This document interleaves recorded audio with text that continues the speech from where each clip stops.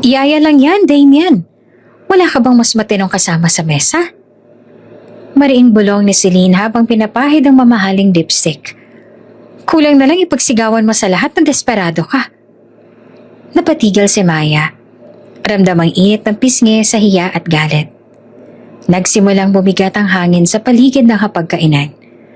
Pero bago pa siya makapagsalita, umalingaw-ngaw ang sigaw ni Luna mula sa ikalawang palapag. Tito Damien, may nakita akong litrato. At siyang pumatay sa kanila.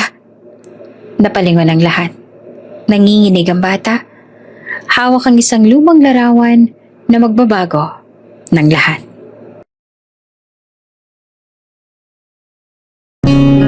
Kung bago ka pa lang sa channel na ito, mga kwento ni Ate Jane, Story Mo, Ikwento Ko, huwag kalimutang pindutin ang notification bell at subscribe button.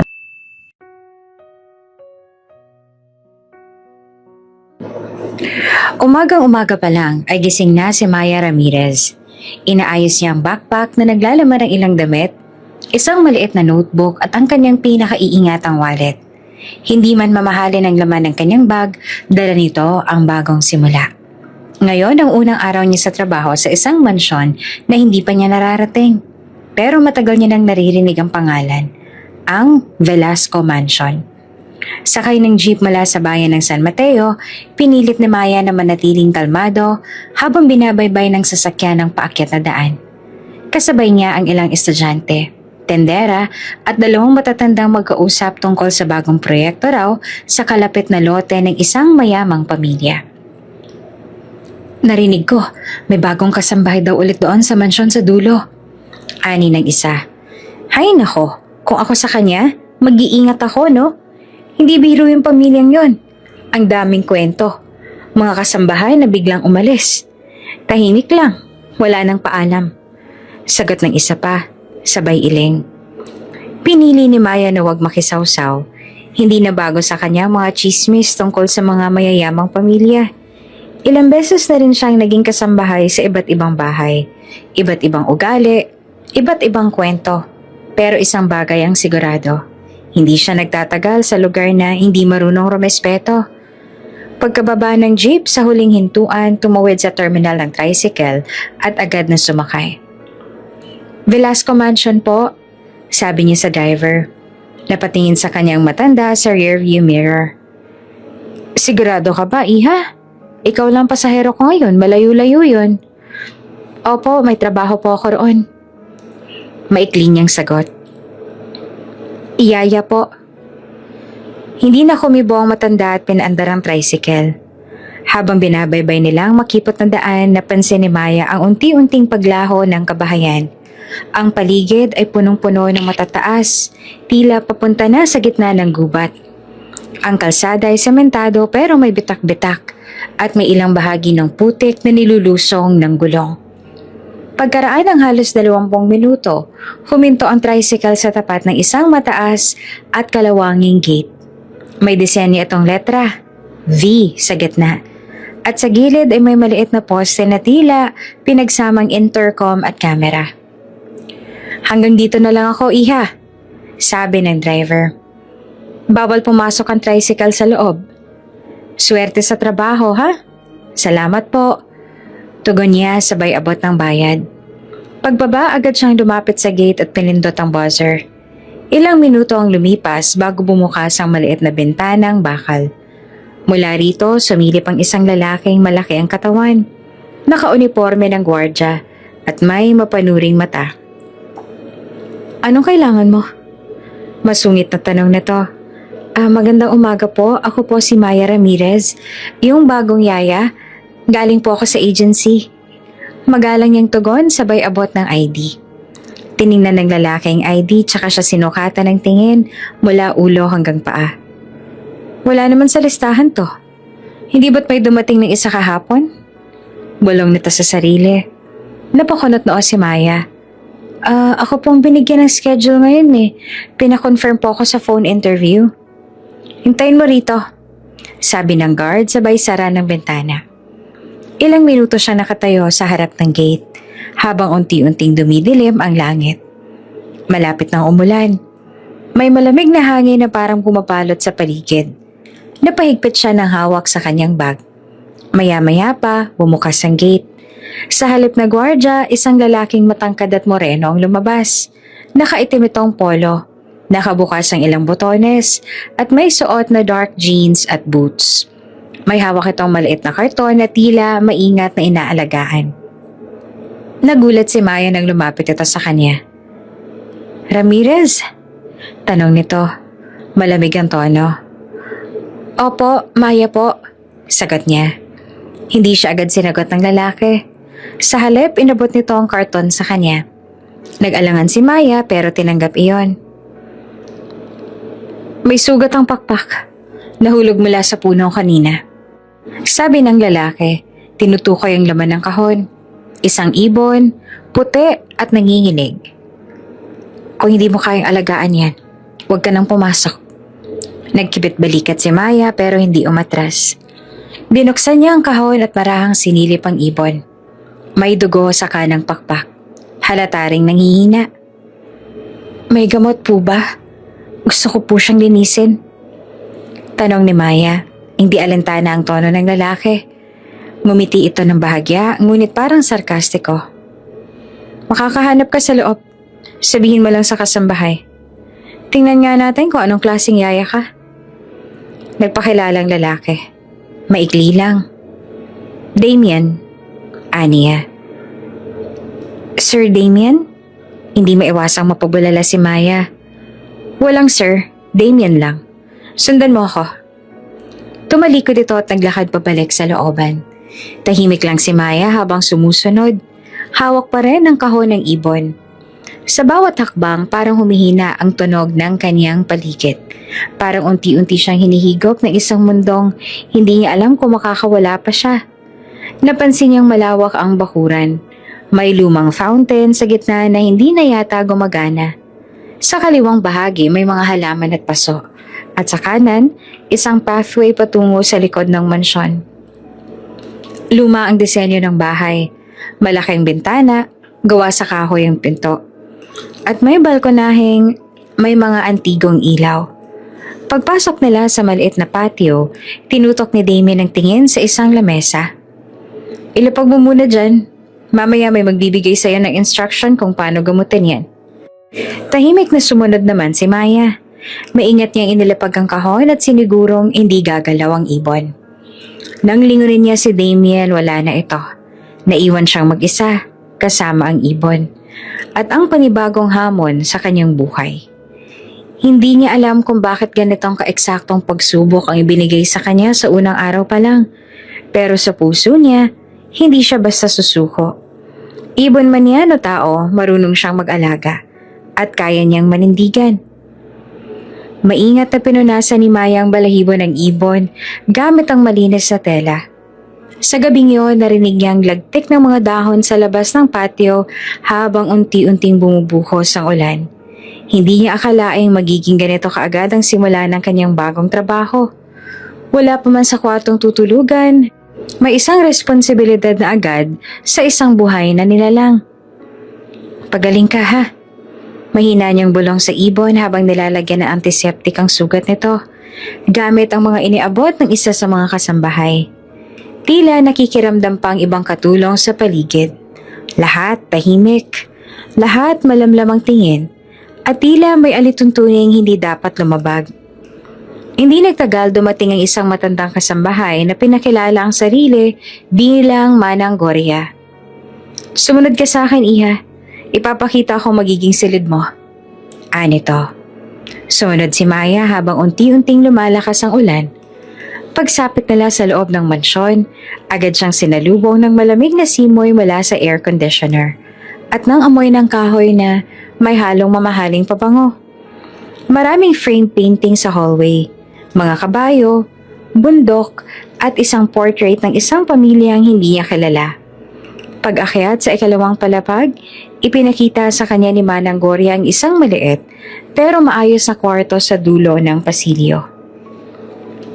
"Diyan ka muna, huwag kang lalabas ng gabi nang walang paalam. At higit sa lahat, huwag kang magtatanong kung hindi mo kailangang malaman. Naintindihan mo?" Mariing bilin nito. Tumango si Maya, bagamat may bumigat sa kanyang dibdib. Opo.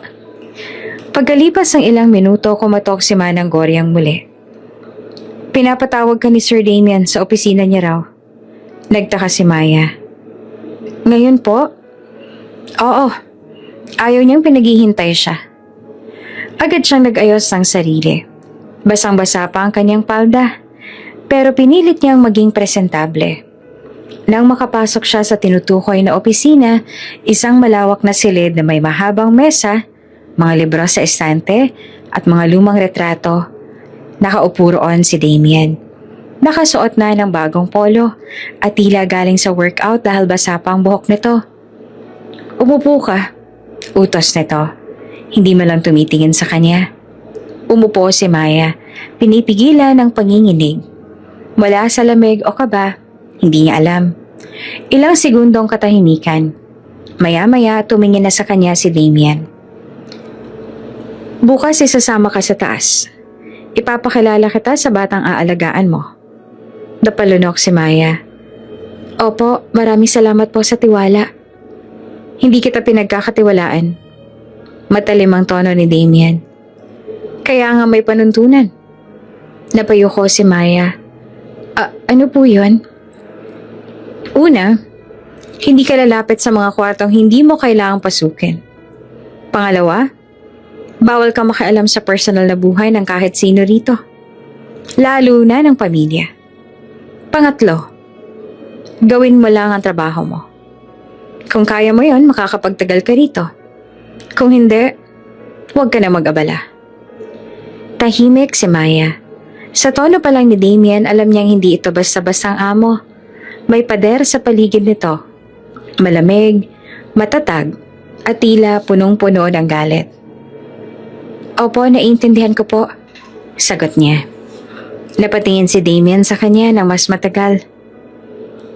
Hindi ko alam kung anong meron sa'yo at pumasa ka sa screening ng agency. Pero kailangan ng bata ng tagapag-alaga. Hindi artista.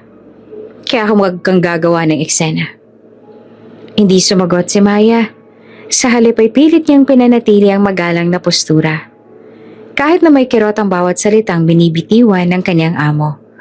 Ngunit sa kabila ng lamig ng boses ni Damien, may isang bahagi ng kanyang pagkatao na hindi makapagsinungaling. May kung anong humahatak sa kanya tuwing nagtatama ang kanilang mga mata. Para bang may bumubulong na hindi lang trabaho ang dahilan ng kanyang pagdating.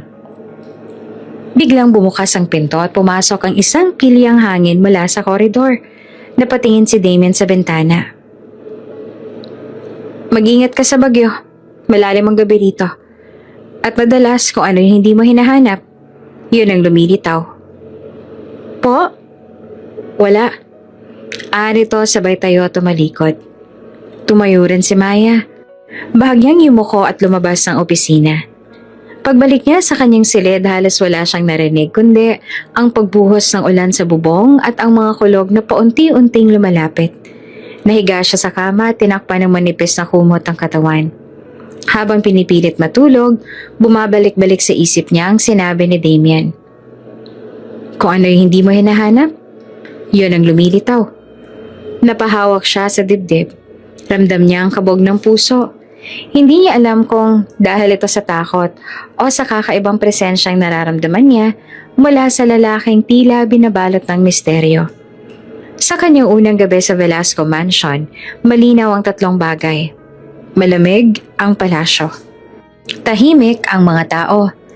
At ang lalaking amo ay parang aninong mabigat sa likod ng bawat sulok. Ngunit higit sa lahat, kahit hindi pa niya nakikilala ang batang kanyang aalagaan, pakiramdam niya ay may matinding kwento ang pamilyang ito na naghihintay lang na madiskubre. At siya ay nasa gitna na nito. Kinabukasan, ginising si Maya ng maagang katok mula kay Manang Gloria. Maganda ka na iya, ipapakilala ka na sa batang aalagaan mo. Nito na malamig pa rin ang tono pero hindi na kasing tapang kagabi. Agad na nagbihis si Maya ng puting blouse at maayos sa pantalon. Simple pero malinis. Nilinis muna niya saglit ang sugatang ibon na iniwan sa may patio kagabi. Gumagalaw-galaw na ito, senyales na nakakalma na. Dinala siya ni Manang Gloria sa ikalawang palapag sa isang silid na may disenyong kastilyo. Kulay lavender ang kortina, may bookshelf na puno ng fairy tales at may life-size na teddy bear sa isang sulok. Ngunit ang hindi akma sa malaprinsesang silid ay ang batang nakaupo sa kama, naka-cross arms at hindi man lang tumitingin sa kanila pagpasok. Luna, eto si Maya, siya ang bagong yaya mo. Pakilala ni Manang Gloria. Hindi gumalaw ang bata. Ang kanyang mahabang buhok ay nakaipit sa likod at nakasuot siya ng kulay abong pajamas. May hawak siyang tablet na tila mas mahal pa sa buong savings si Maya. Di ko siya kailangan. Malamig na sambit ni Luna. Ni hindi malang nilingon si Maya. Nagpalitan ng tingin si Maya at si Manang Gloria pero agad na tumango si Maya. Senyales na kaya niyang harapin ito. May iwan na kita, sabi ni Manang Gloria kay Maya, sabay labas ng silid. Lumapit si Maya ng dahan-dahan. Hi Luna, ako si Ate Maya. Pwede mo rin akong tawaging Maya lang kung gusto mo. Tahimik. Ikaw ba nagpipinta ng mga nasa wall? Ang gaganda. Patuloy niya, pinipilit maging magaan ang boses. Hindi, si Ate Tin ang gumawa niyan dati. Mas okay siya kaysa sa'yo. Sagot ng bata na may diin sa huli. Napangiti si Maya. Pilit na hindi pinapatulan ng sarcasm. Mukhang magaling si Ate Tin, ano? Siguro matagal na kayong nagsama. Hindi rin siya nagtagal. Umalis na. Lahat naman umaalis dito. Sagot ni Luna sabay balik sa tablet. May kirot sa tono ng bata at naramdaman nito ni Maya. Hindi na siya nagtanong pa. Sa halip, tahimik siyang umupo sa isang maliit na silya, malapit sa kama at inalabas ang sketchpad na daladala niya. Mula sa bag, kinuha niya rin ang isang lapis at nagsimulang gumuhit ng ibon. Ang sugatang ibon na inalagaan niya kagabi. Maya-maya pa, napansin niyang palihim na sumusulyap si Luna sa ginagawa niya. Hindi ito nagsasalita, pero unti-unting nababawasan ang lamig sa paligid. Tingnan mo to, ani Maya, sabay pakita ng iginuhit na ibon. Ganito nang itsura niya ngayon, pero balang araw, makakalipad ulit siya. May ibon ka? Tanong ni Luna na sa wakas ay lumingon.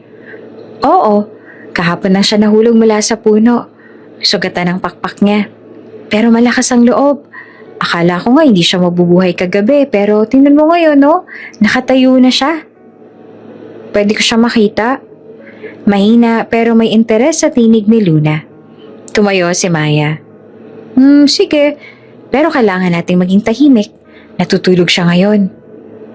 Naglakad sila papunta sa may patio kung saan naroon ang ibon. Sa unang pagkakataon, si Luna mismo ang nagbukas ng pinto. Dahan-dahan siyang lumapit sa paso kung saan nakahimlay ang ibon. Nakabalot sa tela. Ang liit niya. Oo, pero matapang. Kagabi kahit giniginaw siya, hindi siya bumigay. Ani Maya. Tahimik si Luna, pinapanood ang ibon. Pagkatapos ng ilang minuto ay bumulong ito. Kaya ba niyang lumipad ulit kahit ganyan ang pakpak niya? Depende. Pero kung aalagaan natin siya ng mabuti, malamang oo. Napatingin si Luna kay Maya. At sa kauna-unahang pagkakataon ay may bahagyang ngiti sa kanyang labi. Ako nang papangalan sa kanya. Talaga? Anong gusto mong itawag sa kanya? Tori? Sagot ni Luna. Kasi parang story pero mas maliit. Napangiti si Maya. Tori, bagay na bagay. Mula noon, araw-araw nilang binibisita si Tori sa patio. Naging dahilan nito para unti-unting maging bukas si Luna. Sa tuwing nagpapalit ng benda si Maya, si Luna ang humahawak ng tubig. Sa tuwing pinapakain si Tori, si Luna ang naglalagay ng butil sa palad ni Maya. Ngunit hindi naging madali ang lahat. Sa mga sumunod na araw, may mga pagkakataong bumabalik ang sungit ni Luna. Ayaw sumabay sa pagkain, ayaw mag-aral at minsan ay bigla na lang mananahimik. Sa halip na pagalitan, mas pinili ni Maya na pakinggan siya. Isang araw, habang inaayos ni Maya ang gamit ni Luna, napansin niyang iniingatan ng bata ang isang lumang stuffed rabbit na halos gutay-gutay na. "Gusto mo bang tahiin natin to?" tanong niya. "Hindi, ganyan talaga yan." Mabilis na sagot ni Luna. Siya lang ang hindi umaalis. Hindi na umimek si Maya. Sa halip, tinabihan niya si Luna at tahimik na hinaplos ang balikat nito. Mula sa kaibuturan ng puso niya, alam ni Maya, ang batang ito ay sugatan din. Tulad ng ibong si Tori, tinamaan ng isang matinding bagyo sa buhay. At tulad ni Tori, nangangailangan ito ng panahon, pangunawa at pagmamahal. Sa bawat araw na lumipas, unti-unting nabubura ang malamig na pader ni Luna. At si Maya, hindi lang basta yaya ngayon. Isa na siyang bahagi ng mundo ng isang batang matagal nang iniwan. At ngayon unti-unting muling natutong magtiwala.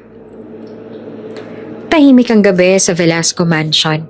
Sa kabila ng laki nito, tila iisa lang ang mundo ni Maya, Luna at Tori sa mga sandaling yon. Habang natutulog na si Luna, maingat na inililigpit ni Maya ang mga ginamit nilang kwaderno at krayola. "Tulog na yung ibon," bulong ni Luna kanina, bago yumakap sa lumang stuffed rabbit niya at tuluyang pumikit. Maya smiled at the thought. Unti-unti gumagaan na ang loob ni Luna. Unti-unti ring nagiging tahanan na ang malamig na bahay na ito. Ngunit ilang sandali pa'y biglang namatay ang ilaw. Pak! Sumunod ang katahimikan. Napatigil si Maya sa paglalakad sa hallway at napalingon sa paligid. Naglaho ang liwanag sa buong mansyon.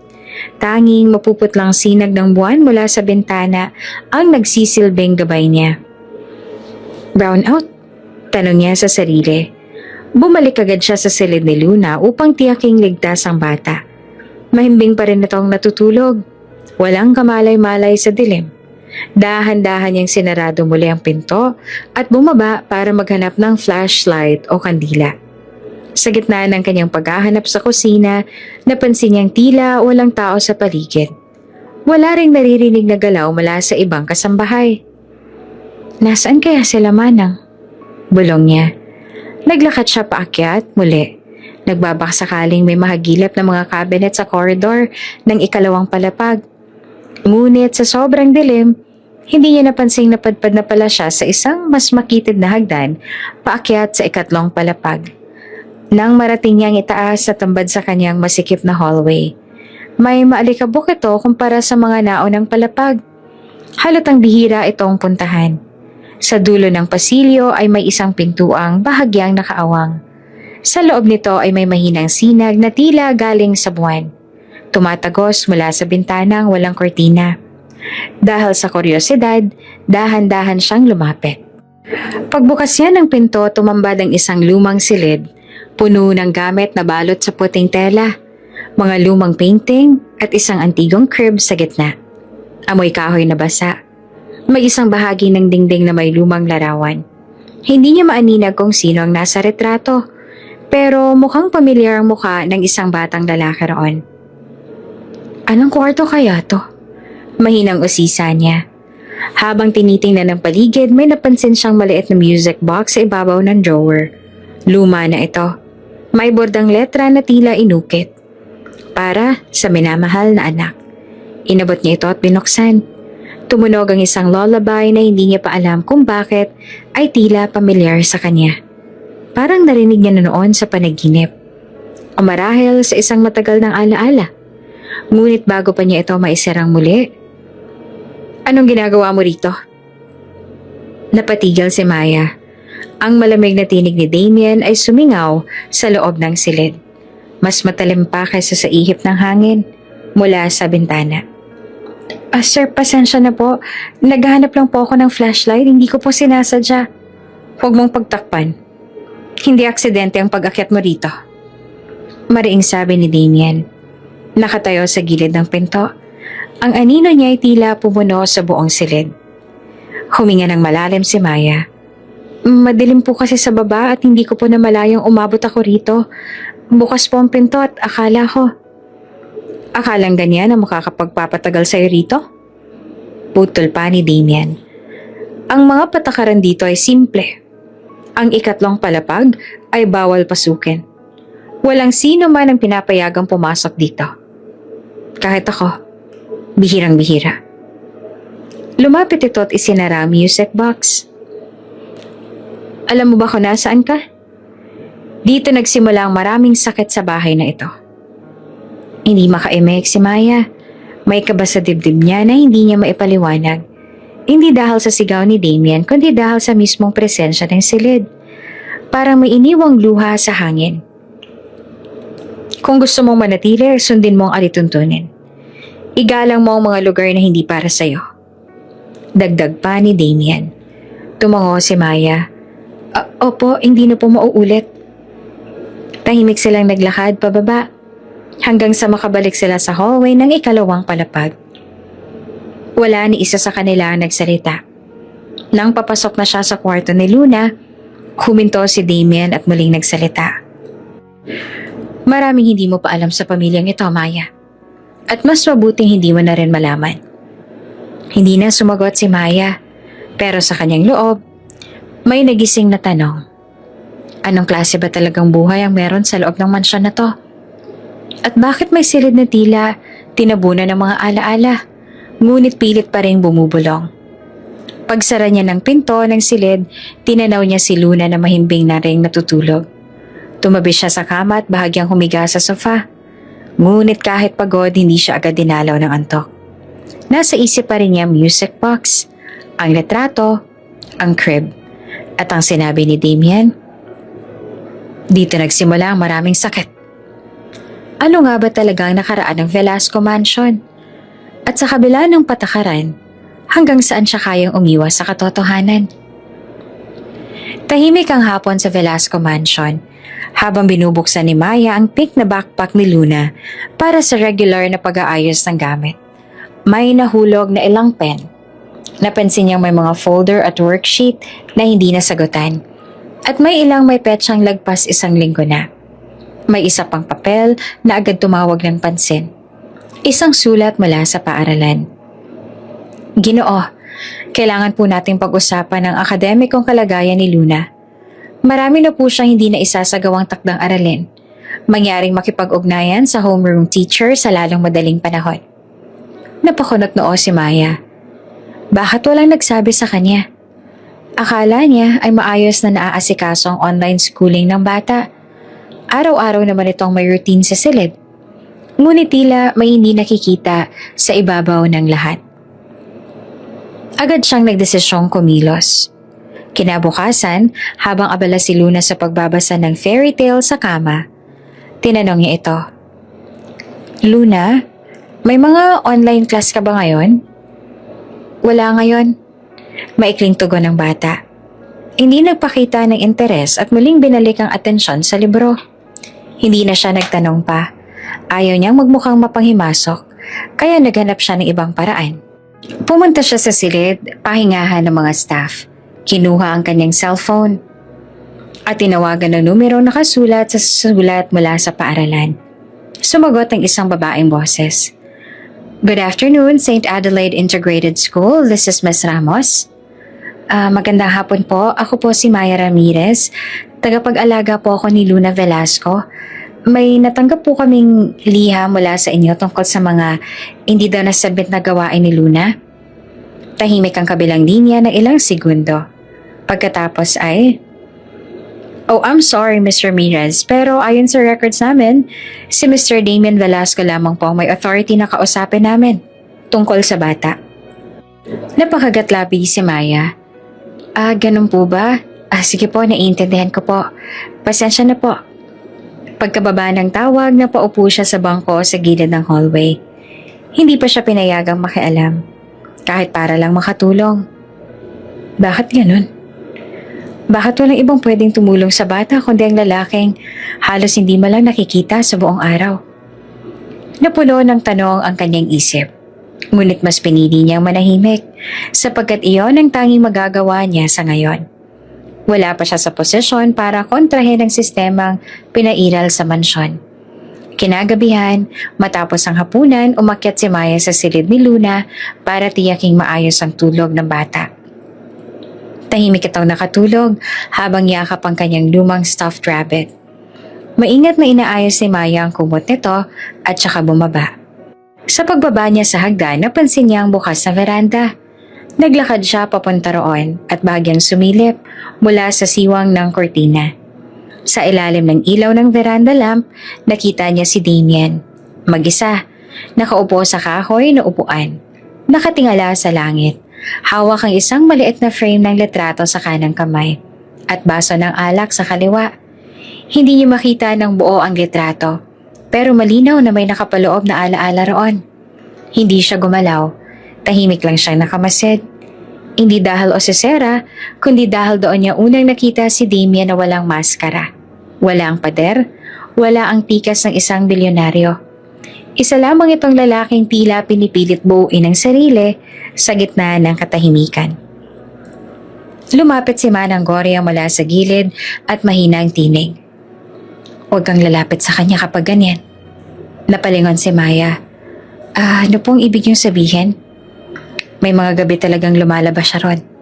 Bitbit ang parehong litrato at baso. Kapag nandyan siya, hayaan mo lang. Mas mabuti pang hindi ka mapansin. Litrato po ng sino? Di ko alam. Di namin tinatanong. Basta ang sabi ni Sir Damien noon, ang mga alaala, minsan, mas ligtas sa dilim. Hindi na kumibo si Maya. Tahimik siyang tumango at muling pumanhik sa itaas. Habang nakahiga, hindi niya maiwasang isipin kung sino nga ba ang nasa litrato. Bakit tila binabagabag si Damien gabi-gabi? At ano ba ang kinalaman ng katahimikang iyon sa kapatid niyang si Luna? Ang mas lalong bumabagabag kay Maya ay ang tila kawalan ng direksyon ng bata sa pag-aaral na para bang walang inaasahan mula sa kanya. Para bang sinasadyang hayaan na lang siyang hindi umusad. Ngunit ang pinakamasakit sa lahat, walang sino man na makapagsalita para sa bata. Kinabukasan, habang inaasikaso niyang agahan, dumaan si Damien sa dining area. Tahimik, diretso ang lakad.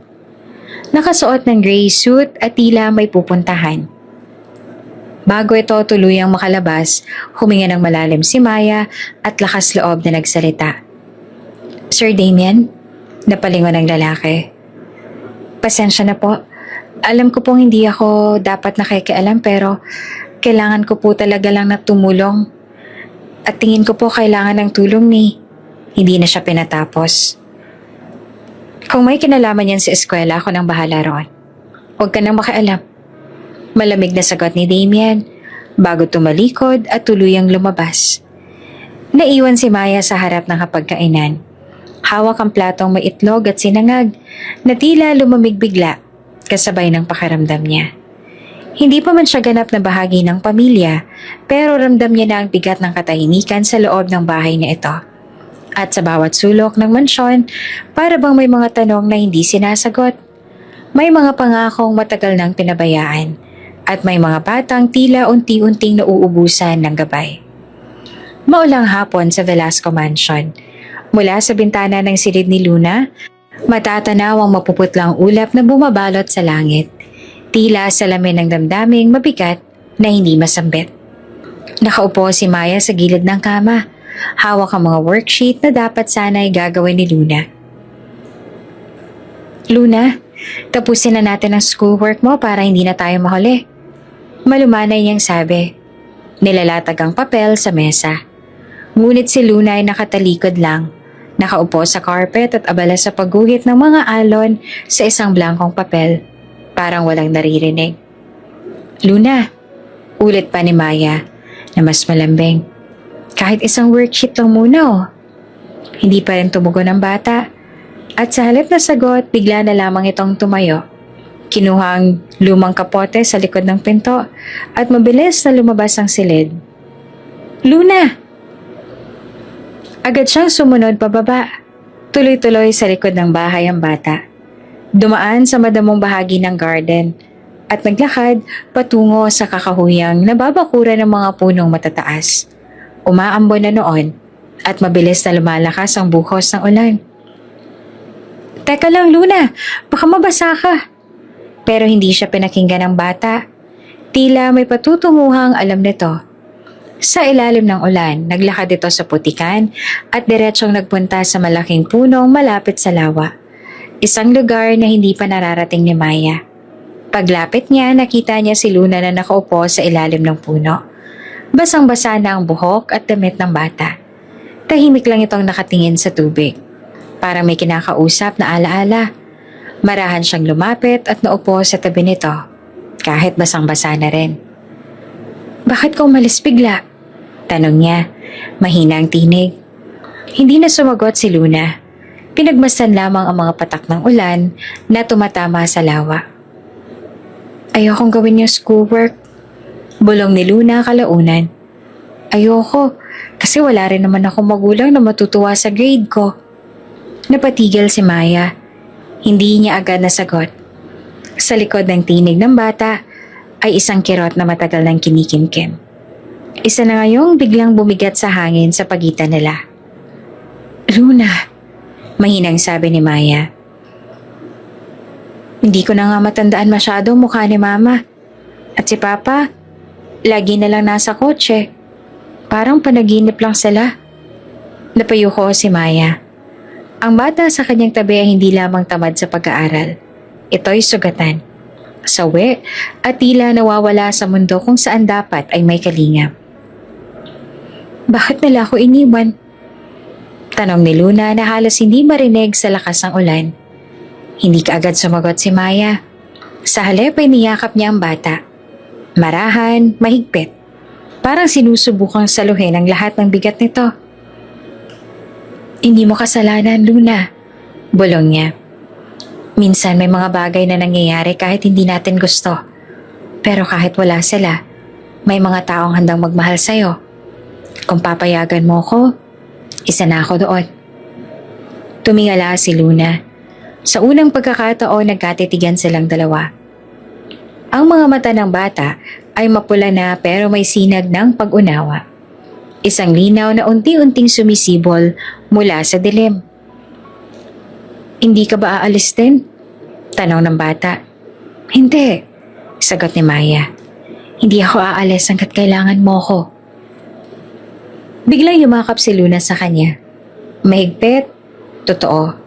Sa unang pagkakataon mula nang dumating siya sa Velasco Mansion, naramdaman niyang tinanggap siya. Hindi lang bilang yaya, kundi bilang isang taong maaaring sandalan. Makalipas ang ilang minuto, humina ang ulan.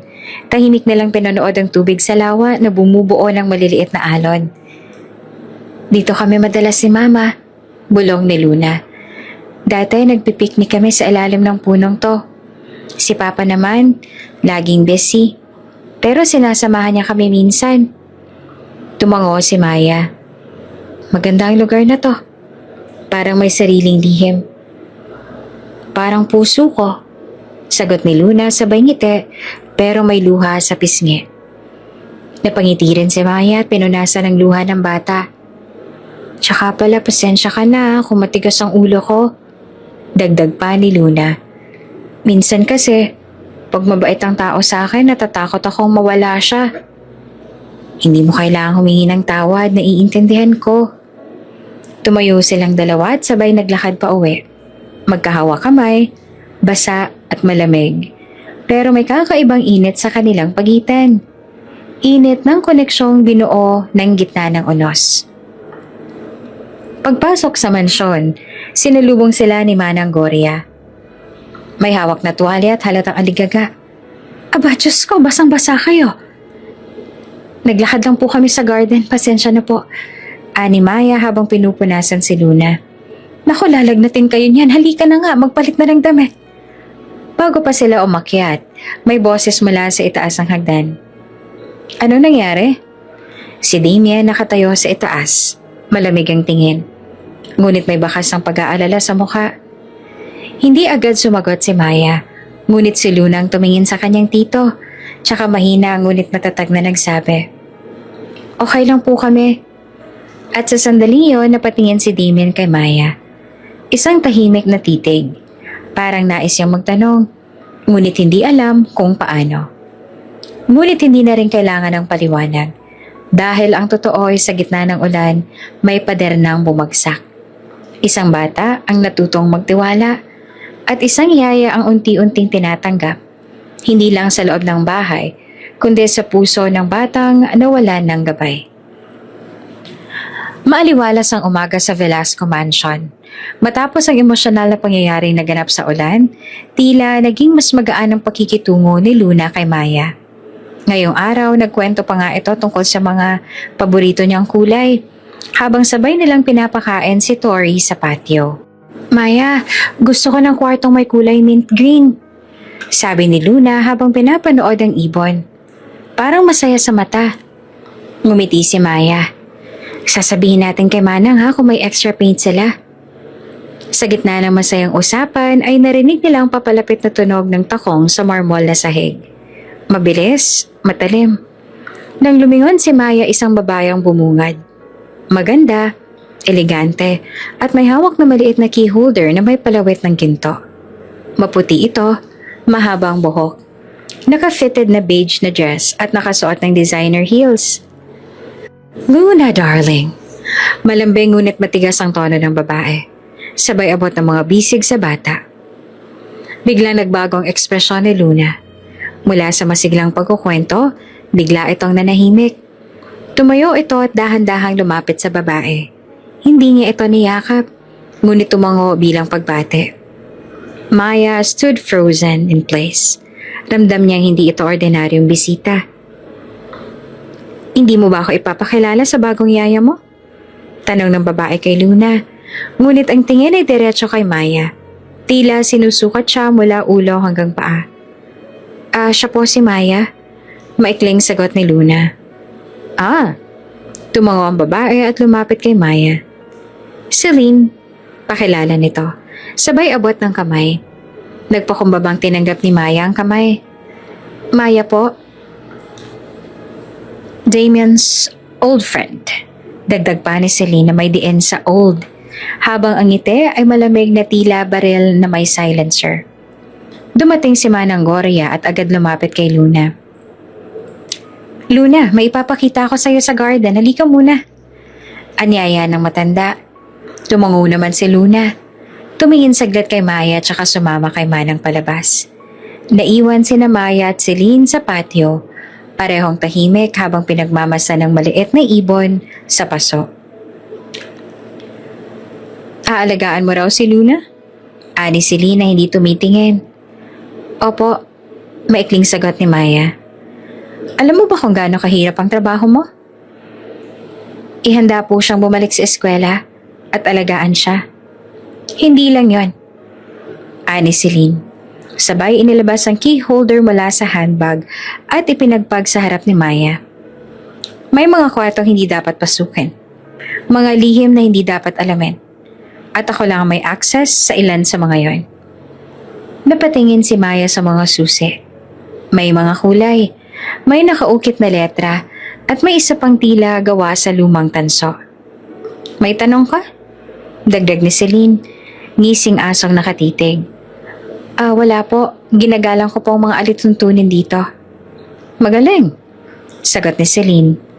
Dahil sa bahay na to, hindi ang pagiging masipag ang susi sa pananatili, kundi ang pagiging tahimik. Tumalikod ito at iniwang tulala si Maya. Napabuntong hininga siya. Tila hindi niya inaasahang sa likod ng katahimikan ng mansyon ay may presensya palang mas malamig kesa kay Damien at mas tuso. Kinagabihan, habang tinutulungan niyang mag-ayos si Luna para matulog, dumaan si Celine sa may pintuan at tumingin sa kanila. Good night, sweetheart. Nito tsaka nagsimula ng umalis. Pero bago tuluyang mawala, lumingon kay Maya at nag-iwan ng makahulugang salita. Sana hindi ka rin katulad ng iba. Hindi lahat ng ngumingiti sa batang yan ay totoong may malasakit. Pagkaalis na Celine, niyakap ni Luna ang kanyang stuffed rabbit at bumulong. Hindi ko siya gusto. Napatingin si Maya. Bakit? Hindi siya totoo. Hindi na kinailangan ng paliwanag. Tahimik na niyakap ni Maya ang bata. Nang makatulog na si Luna, lumabas si Maya para magpahangin. Naabutan niya sa kusina si Lando, isa sa mga hardinero na nagkakape. Si Ma'am Celine po ba matagal nang kilala ni Sir Damien? Tanong ni Maya. Maingat ang tono. Napatingin si Lando sa kanya. Oo, simula pa raw noong college. Parang siya lang ang hindi nababali sa utos ni Sir. Parang siyang may hawak sa maraming susi ng bahay. Hindi lang susi sa kwarto, kundi pati sa ilang sekreto. Hindi ako nagkakamali. Sagot pa ni Lando. Sabay tungga ng kape.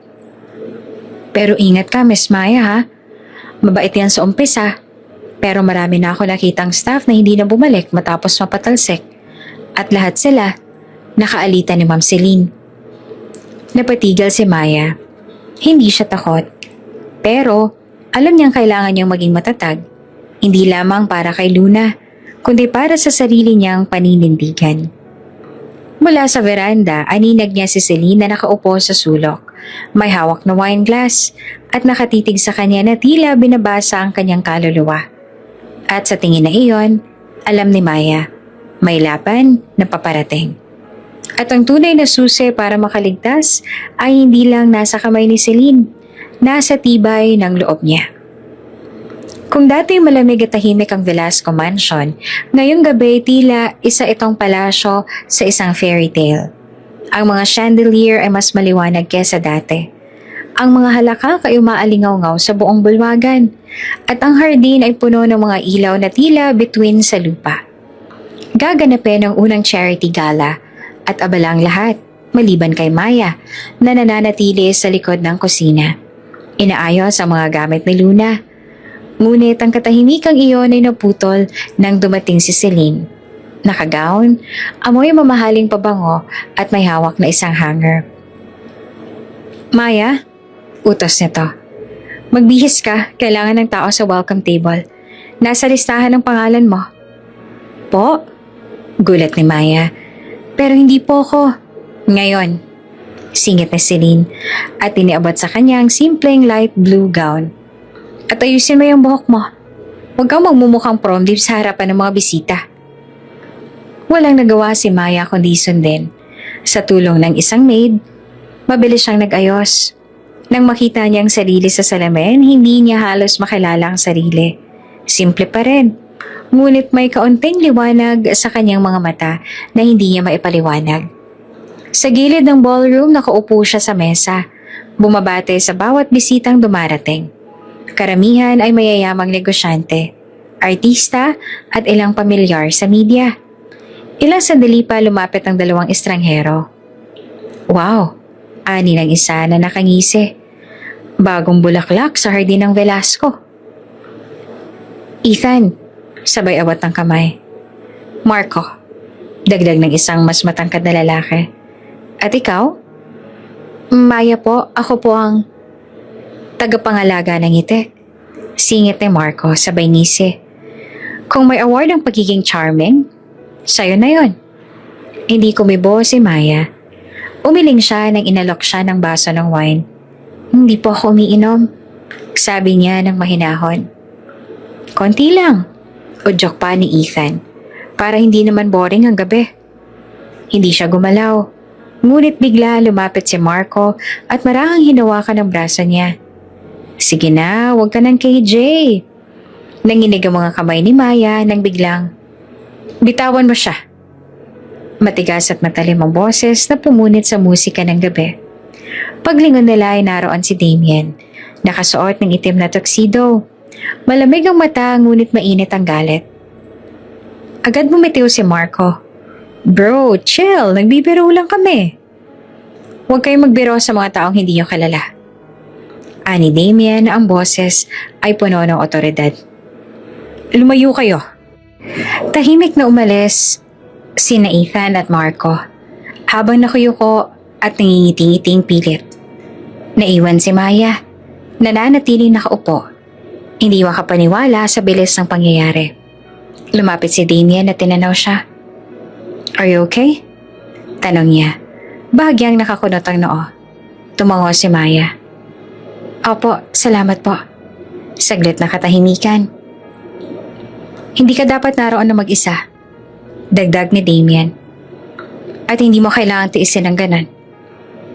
Ginawa ko lang pong inuutos ni Ma'am Celine. Hindi na sumagot si Damien. Ngunit halatang kumulo ang damdamin nito sa narinig. Tahimik silang lumakad palayo. Sa ballroom entrance, sa bawat takbang nila sa hallway, unti-unting nawala ang ingay ng musika sa tawanan. Pagsapit sa may veranda, huminto si Damien sa paanan ng hagdan patungong hardin. Sandali siyang tumingin kay Maya. Tahimik, parang may gusto sanang sabihin. Napalingon si Maya sa kanya at para sa ilang segundo, nagtagpo ang kanilang mga mata. Walang salita. Ngunit sa palingin nila, may usapang mas malalim kaysa kahit anong sambit.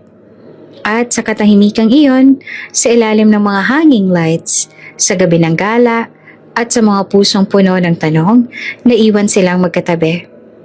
Hindi pa tapos ang gabi. At hindi pa rin natatapos ang mga salitang pilit ikinukuble. Tahimik na tinahak ni Damien at Maya ang daan patungo sa hardin. Ang gala ay nasa kasagsagan pa rin. Narinig pa ang faint jazz music sa background. Ngunit dito sa labas, sa ilalim ng hanging lanterns, may tila may sariling mundo ang dalawa. Sa bawat hakbang sa damuhan, ramdam ni Maya ang bigat ng katahimikan. Ngunit hindi ito nakakairita, bagkos ay may kakaibang init. Parang may mga tanong na hindi maibulalas, damdaming nais ipagtapat, pero pinipigilan. Pasensya na ulit. Basag ni Damien sa katahimikan. Hindi ko dapat hinayaang mapasama ka sa ganong sitwasyon. Tumango lamang si Maya. Okay lang po. Salamat sa pagligtas. Hindi niya alam kung bakit tila paulit-ulit siyang nagpapasalamat. Pero sa totoo lang, hindi lang dahil sa pisikal na pagkakaligtas niya kay Damien iyon. Para bang may bahagi sa kanya na matagal nang walang pumapansin. At ngayon ay biglang nakita. Hindi ko gusto yung mga ganong klaseng bisita.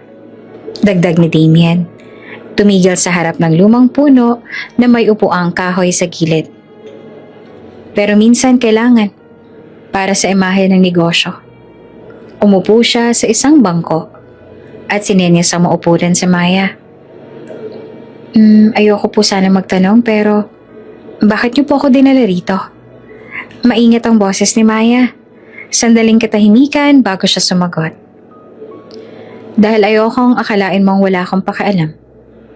Natigilan si Maya. Hindi niya alam kung anong isasagot, kaya ang tanging nagawa niya ay tingnan si Damien. Ang malamlam nitong mata, ang bahagyang bagsak ng balikat, ang pagkataong tila matagal ng pagod. Hindi naman po mahalaga para masaktan kayo, mahinang sabi ni Maya. Biglang napatingin si Damien sa kanya. Mahalaga ka, Maya. Tila tumigil ang paligid. Mahalaga ka kay Luna. Dagdag pa ni Damien. Ngunit may bahid ng alinlangan sa boses nito. Napayuko si Maya, bahagyang ngumiti. Ngunit naman niyang may mga salitang kinain ng hangin. Kayo po, hindi niya napigilang itanong. Sa inyo po ba? May halaga rin ba ako? Agad na sumagot si Damien. Tumayo ito, lumakad pa palapit sa kanya. Hanggang sa halos isang dangkal na lang ang pagitan nila. Nakatitig ito sa kanya. At ang mga matay tila may gustong sabihin na hindi maipaliwanag. Maya? Bulong ni Damien. Tumaas ang kamay ni Damien, tila aabot sa pisngi ni Maya. Bahagyang pumikit si Maya. Hindi sa takot kundi dahil sa init ng presensyang naroroon. Ngunit bago pa man maganap ang inaasahang kilos, umatras si Damien. Tumalikod ito. Mabilis, parang natauhan. Hindi pwede. Mahina nitong sabi. Napatayo si Maya. Bakit po? Huwag na lang natin ituloy ang pag-uusap na to. Dagdag pa ni Damien at hindi na lumingon pa. May nasabi po ba ako mali? Tanong ni Maya, bakas ang pagkalito sa mukha. Hindi, wala. Sagot ni Damien. Pero may mga bagay na mas mabuting hindi sabihin. May mga damdaming hindi dapat maramdaman. Tahimik si Maya. Pilit niyang iniintindi ang bawat salitang binibitiwan ni Damien. Pero tila mas mahirap itong maintindihan kesa sa inaasahan niya. Bakit po? Dahil ba iyaya lang ako?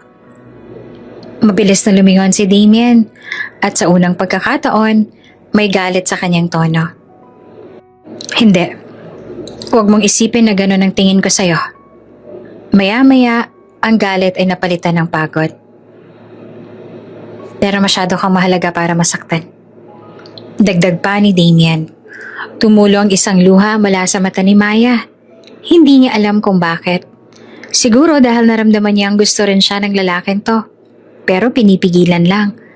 Siguro dahil ngayon lang siya may naramdamang ganitong klaseng koneksyon. Hindi ko alam kung anong nararamdaman ko. Mahinang bulong niya. Pero alam kong totoo ito. Hindi na sumagot si Damien. Sa halip tumalikod siyang muli. Pinigilan ang sariling bumalik at dahan-dahang lumakad palayo. Iniwan si Maya sa ilalim ng mga ilaw ng hardin kasama ang katahimikan at ang mga salitang hindi masabi. Ang ulan ay bahagyang umuulan mula sa labas ng mansyon habang abala sa pag-aayos si Maya sa silid ni Luna. Kakaibang tahimik na hapon na iyon. Hindi niya maipaliwanag kung bakit tila humihigpit ang pakiramdam niya sa paligid. Parang may gumagapang na sikreto sa mga pader ng Velasco Mansion. Maya, pakikuha nga ng dagdag na kumot sa itaas. Dumating na ang mensahe, may bisita raw sa weekend. Utos si Manang Gloria mula sa kusina. Sa taas po? Oo, sa storage room sa 3rd floor. May cabinet doon sa may kanan, andun yung mga gamit. Tumango si Maya. Hindi pa siya muling nakakapunta sa ikatlong palapag mula noong gabing pinagbawalan siya ni Damien. Ngunit, utos ito ni Manang. At kung wala namang masamang intensyon, bakit siya matatakot? Pag-akit niya sa 3rd floor, muling bumalot ang malamig at tahimik na kapaligiran. Ang bawat yapak niya sa kahoy na sahig ay parang may kasabay na alingaw-ngaw ng mga nakaraan. Pumasok siya sa storage room na tinutukoy. Maalikabok, may mga lumang kahon, aparador at ilang covered na muebles. Binuksan niya ang unang cabinet at nandoon ang mga kumot. Ngunit sa pagpapatong-patong niya ng mga ito sa kanyang braso, napansin niya ang bahagyang nakabukas na drawer sa isang lamiseta sa tabi. Lumapit siya para isara sana ito, pero may tumambad sa kanyang isang bagay na tila matagal nang nakatago. Isang photo album, balot ng tela, lumang-luma na at may bahid ng alikabok. Alangan man parang hinihila siya ng kuryosidad, dahan-dahan niyang binuksan ito. Agad siyang napahinto. Unang larawan pa lang, isang masayang mag-anak. Isang babae, isang lalaki at isang batang babae. Si Luna, mas bata pa ito. Nakangiti sa pagitan ng dalawang matatanda. Ang mga magulang niya? Tanong ni Maya sa sarili. Habang umuusad sa mga pahina, nakita niya ang ilang larawan ng parehong babae at lalaki kasama si Luna. May mga kuha sa dagat, sa isang birthday party, sa isang picnic. Masaya, puno ng kulay ang nakaraan. Ngunit may isang larawan na nagpapatigil sa kanya. Isang batang lalaki. May kutis kayong mangge, maputi, mapupungay ang mata.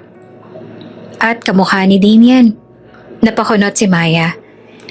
Hindi kaya si Damien ito nung bata pa siya?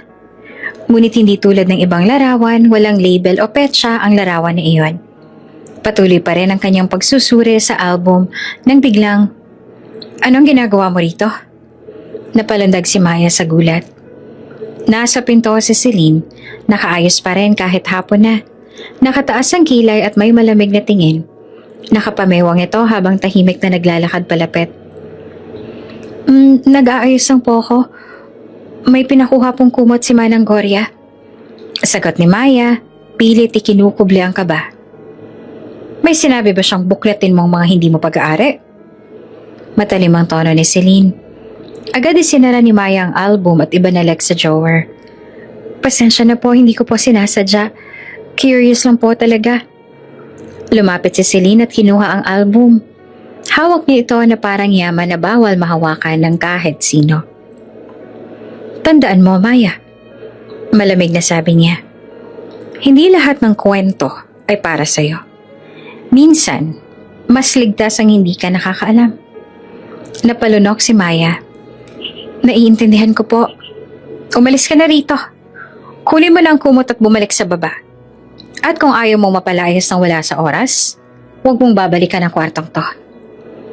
Tahimik na lumabas si Maya dala ang mga kumot at sinarado ng pinto ng dahan-dahan. Ngunit habang bumababa siya, hindi mawala sa isip niya ang larawang iyon. Ang batang lalaking tila may misteryo. Sino siya? At bakit parang ayaw ipaalam ni Celine ang tungkol sa kanya? Pagbalik niya sa kwarto ni Luna, sinalubong siya ng masiglang tinig ng bata. Maya, ang tagal mo. Ano nakita mo sa taas? Ngumiti siya ng pilit. Wala naman. Maraming gamit lang. Ang dami niyong alaala doon. Dati raw hindi pwedeng pasukan ng taas. Ani Luna habang tinutuloy ang coloring book niya. Sabi nila marami daw multo. Napangiti si Maya sa biro ng bata. Ngunit sa loob-loob niya, may tunay na multo ng kahapon na nagsisimulang magparamdam. At alam niyang hindi pa ito ang huli. May mga kwento sa loob ng mansyon na matagal nang kinubli. At isa-isa na silang nagpaparamdam kay Maya. Mainit ang sikat ng araw nang dumating ang isang itim na SUV sa tapat ng Velasco Mansion. Hindi pang karaniwang may bisita sa ganitong oras ng umaga, kaya't nagtaka si Maya nang makitang nagmamadaling nagbukas ng gate si Mang Berting, ang head guard. Mula sa sasakyan ay bumaba ang isang matangkad at maayos ang tindig na lalaki. May suot na simpleng polo, dark jeans at may dalang leather sling bag. Makinis ang buhok at may aura ng tagumpay.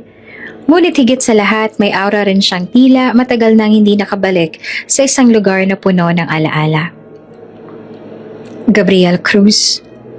Bulong ni Manang Gloria sa tabi ni Maya habang sumisilip sila mula sa terrace. Sino po siya? Tanong ni Maya. Agad na nahalina sa presensyang dala ng estrangherong bisita. Matagal ng kaibigan ni Sir Damian. Magkasama yan sila simula pa college. Pero ilang taon na rin mula nung huli silang pumunta dito. Bago pa makapagtanong si Maya, lumabas si Damian mula sa veranda ng opisina. Diretso siyang naglakad patungo sa driveway at sinalubong ang dumating. Gabe! Tipid na bati ni Damian. Damian! Sagot naman ng lalaki. At sandaling nagkatinginan ng dalawa bago nagyakapan ng panandalian. May lungkot at pag-aalala sa kanilang pag-uusap. Si Maya naman sa di kalayuan ay napako ang tingin. Hindi niya alam kung bakit tila may kakaibang bigat sa muling pagkikita ng dalawang lalaki. Makalipas ang ilang minuto, dumiretso sila sa receiving area ng mansyon. Ipinaganda sila ng merienda ni Manang Gloria at doon ipinakilala ni Damian si Maya. Maya, si Gabriel Cruz, kaibigan ko mula pa kolehiyo. Ngayon ay isa na siyang kilalang arkitekto. Ngumiti si Gabriel at tinabot ang kamay. Ikaw yata ang madalas ikwento ni Luna sa sulat niya sa school. Yung mabait na yaya daw na mahusay gumawa ng kwento. Namula si Maya. Anak ko, puro kalokohan ng puyo ni Luna. Mahilig lang po siyang mag-imbento. Isa lang ang ibig sabihin yan. Malapit ka sa kanya. Hindi naman sumagot si Maya, pero napangiti. Pinagmasdan niya sina Damian at Gabriel kahit wala silang sinasabing malalim. Ramdam ang bigat ng nakaraan sa pagitan nila.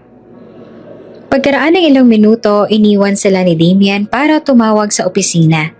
Naiwan sina Gabriel at Maya sa garden area kung saan sila uminom ng kape.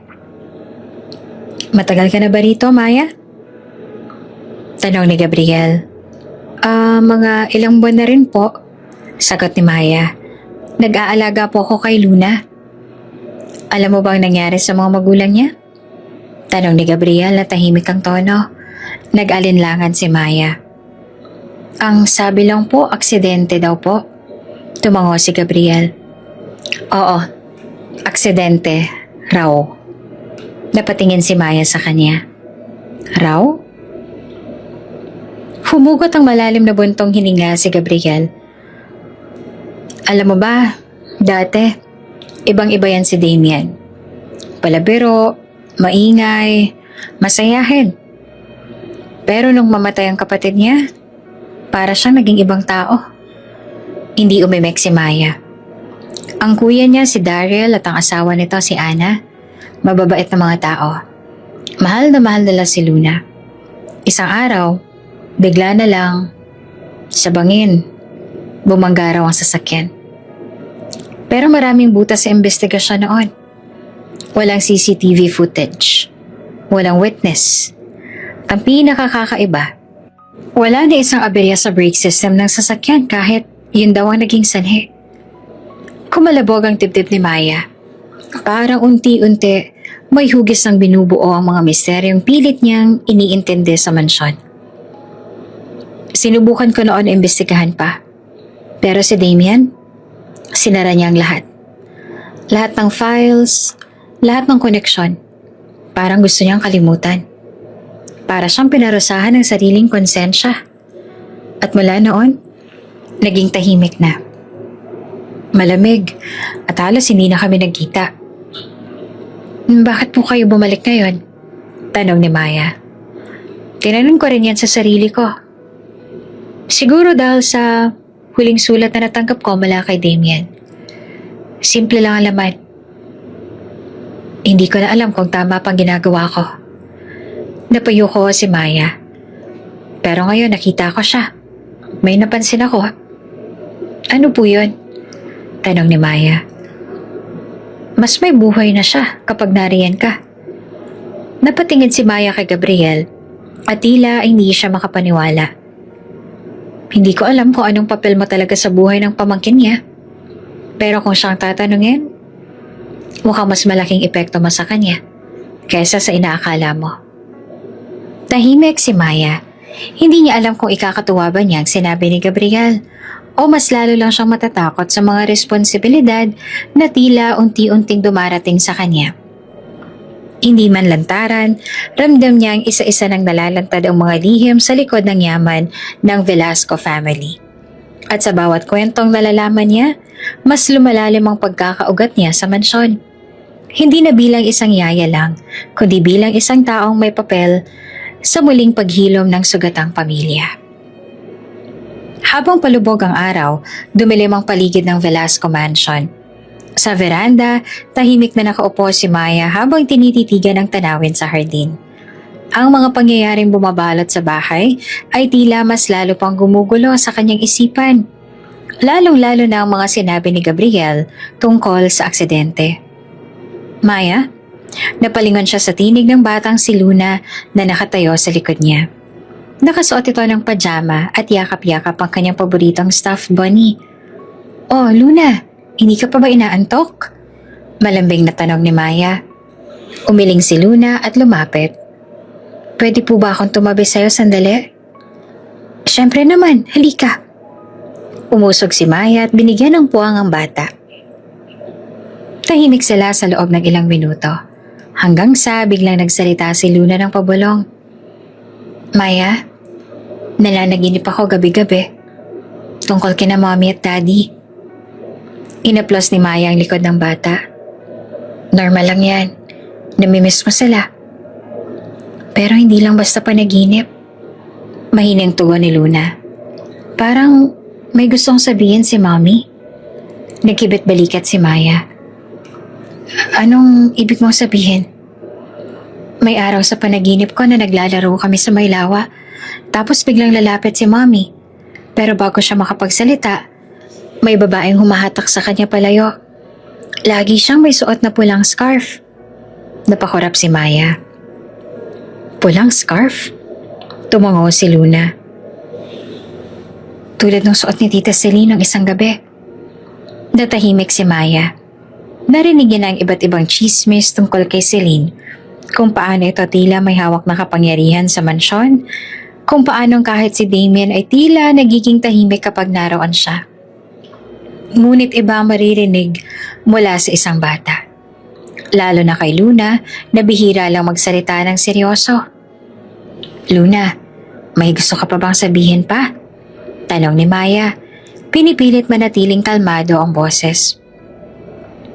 May narinig akong usapan nila dati sa silid. Dagdag pa ni Luna. Ngayon na kayo ko. Akala nila tulog ako. Si Tita Celine at si Tito Damien. Tinututulan daw ni Tito Damien ang isang plano.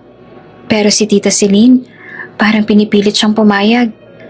May binanggit siyang, kailangan natin gawin to para sa ikabubuti ng lahat.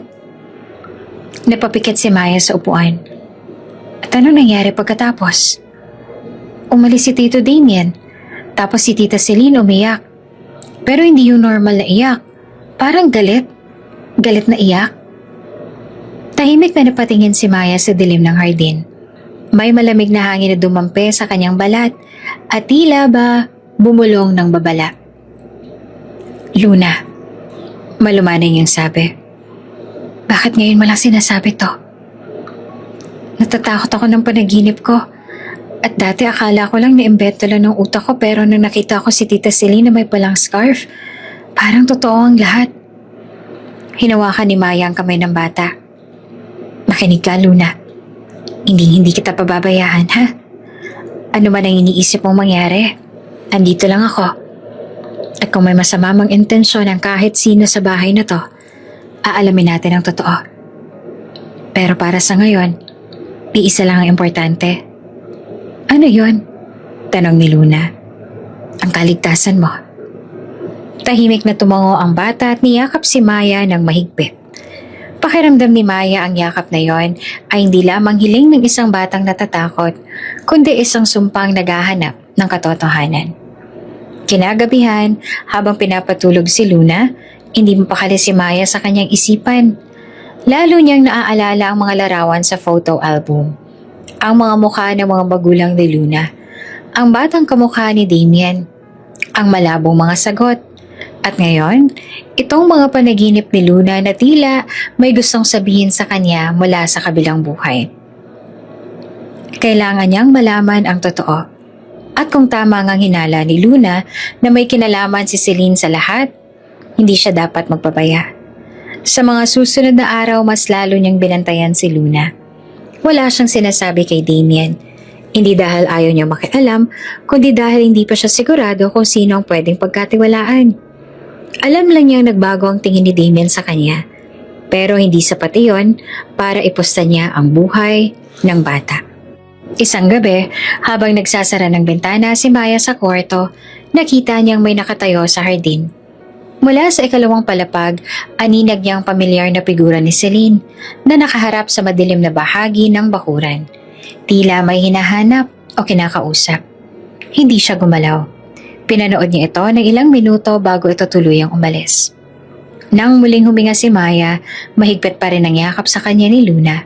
At kahit tulog na ito, sa sarili niya, binitiwan niya ang isang tahimik na pangako. Luna, hindi ko hahayaang may manakit pa sa'yo. Kahit pa ibig sabihin ito ay makipagsapalaran ako sa lihim ng pamilyang ito. Maagang nagising si Maya kinabukasan. Hindi pa man sumisikat ng husto ang araw, gising na siya at nag-aayos sa mga gamit ni Luna sa school bag. Bawat tiklop ng folder, bawat tupe ng damit ng bata ay may kasamang dasal. Dasal na sana'y maging ligtas, masaya at mailayo si Luna sa anumang panganib. Lalo na sa mga lihim ng pamilyang Velasco. Habang pinapainit ang gatas sa kusina, naisipan niyang harapin ang isang desisyon na matagal niya nang pinag-iisipan. Ang kausapin, si Damien, tungkol sa pagguha ng grief counselor para kay Luna. Ramdam na ramdam ni Maya ang bigat ng dala ng bata. Hindi lang pag-iisa, kundi ang matinding takot at trauma na hanggang ngayon ay nagpapahirap sa kanyang lumaya. Nang bumaba si Damien sa kusina, halatang wala pa sa mood. Suot nito ang puting polo na bahagyang gusot at may hawak na tablet na binabasa. Good morning po, bati ni Maya ng mahinahon. Bahagyang tumango si Damien. Morning. Tahimik ang ilang minuto habang sabay silang nagkape, pero hindi na natiis si Maya ang pagkakataon. Sir Damien, simulang wika ni Maya na may pag-aalangan. Tumigil si Damien sa pagbuklat ng tablet at tumingin sa kanya. May gusto po sana akong ipayo. Tungkol po kay Luna? Kumusta siya? Mabilis na tanong ni Damien. Agad na alerto. Okay naman po. Pero napapansin ko pong mabigat pa rin po ang dinadala niya. Hindi sumagot si Damien kaya ipinagpatuloy ni Maya. Napansin ko rin pong hirap siyang makatulog. Tapos madalas daw siyang may panaginip. Minsan po parang takot na takot siya. Iniisip ko lang po, baka po makatulong kung kumuha tayo ng grief counselor. Tumigas ang mukha ni Damien. Hindi ba't ikaw na yung kasama niya araw-araw? Hindi ba't mas gumagaan na ang loob niya mula nang dumating ka? Tanong nito na malamig ang tono. Oo po, pero hindi po ako eksperto. Iyaya lang po ako. Ani Maya na pilit ngumiti. At gusto ko lang pong ibigay ang makakabuti sa kanya. Baka po kung may mas maayos na makakausap siya, mas mailalabas niya ang lahat. Tila lalong lumalim ang tingin ni Damien. Ayoko na may ibang taong mahihimasok pa sa amin. Lalo na't hindi naman nila kilala si Luna. Pero hindi rin naman po natin pwedeng isantabi ang kalusugan niya, lalo na yung emosyonal. Sagot ni Maya na buong tapang. Tahimik muli si Damien. Ilang segundo, tila walang hangin sa kusina. Hanggang sa wakas, ibinaba nito ang tablet at tumitig kay Maya. Bakit mo ginagawa to? Tanong nito. Para po kay Luna. Hindi. Bakit ka nagpapakapagod? Nakikialam at nangihimasok sa mga desisyong hindi mo naman kailangang pakialaman. Maya-maya sumagot si Maya ng halos pabulong. Dahil mahal ko si Luna. Hindi ko man siya kadugo, pero para ko na siyang anak. Nagpalit ang ekspresyon ni Damien. Naubos ang tika sa kanyang muka at napalitan ang bahagyang pagkalito. Pumapayag na ako. Mahina nitong sagot. Napakorap si Maya. Po? Pumapayag nga ako na kumuha tayo ng grief counselor para kay Luna. Ngumiti si Maya. Magkahalong gulat at tuwa ang naramdaman. Salamat po. Pangako hahanapin ko yung pinakamagaling at mapagkakatiwalaan. Tumango si Damien. Pero ayoko ng media exposure. Walang lalabas sa bahay na impormasyon. At ayoko rin ng social worker na palihim ang atensyon. Ako na pong bahala. Sagot ni Maya at tila gumaan ang loob. Habang nag-aalmusal si Luna, inilahad ni Maya sa bata ang ideya. Luna, may kakausap sa atin. Parang si teacher sa school, pero mas espesyal. Pwede mong ikwento sa kanya ang kahit ano. Kahit yung mga panaginip mo. Wala siyang grade, promise. Nag-isip si Luna. Pwede magdala ng stuffed bunny? Tumawa si Maya. Siyempre naman. Kinahapunan habang inaayos ni Maya ang schedule para sa counselor consultation, napatungaw si Damien mula sa veranda. Pinagmamasdan niya si Maya na abalang nag-uusap sa telepono. May hawak pang notebook at checklist. Kita sa mukha nito ang dedikasyon at malasakit. Muli siyang napaisip. Hindi lamang ito basta yaya. Hindi lamang ito basta empleyado.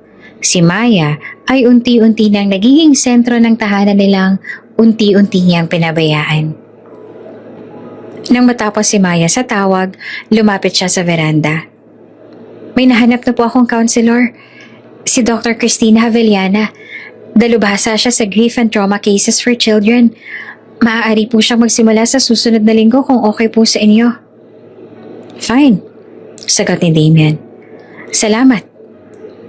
Napansin ni Maya na mas banayad na ang tono nito ngayon. Hindi na ito gaanong matigas. Hindi pa rin sweet pero parang may kakaibang pakumbaba. Alam mo Maya, bigla nitong simula. Ikaw lang naglakas loob magsabi sa akin ng ganitong bagay. Kahit ang mga kasambahay ko dito, hindi kayang gawin yan. Ngumiti si Maya. Nangiti rin ang puso. Kasi po, hindi ko lang naman trabaho ito Responsibilidad ko rin bilang taong may malasakit. Tumango si Damien. At dahil dyan nagpapasalamat ako.